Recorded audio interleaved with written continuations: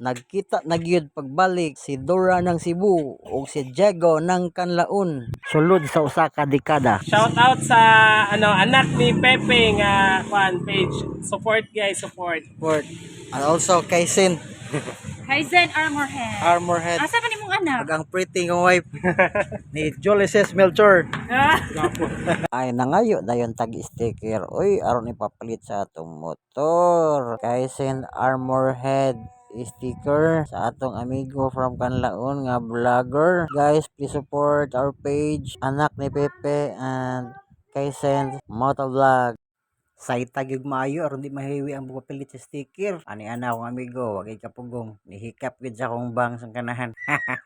Nindot kayong pagkapilit, plastada kaayo. Supportive parents kayo na sila guys, no? Kay ang ilang anak apil sa Siveraa, yung manang naari diri sila sa Cebu. Mong atong gipahimuslan pud ang hagayon nga naa sila diri karon, kita lang pud ta nila. Kay syempre mingawan pud sa tong amigo while talking ginagmay sa mga kaagi kani adto sa mga lands puhon sa maabot. Ihatagan pud ta mga tips about sa iyahang style sa pag-edit, no? Nya syempre naminaw pud maayo kay daghan ta gustong ma-learn aning atong migo kay na siya experience about vlogging. Ug ang pinaka-importante nga nagkita gyud mi og nagkakumustahay og buhi pa.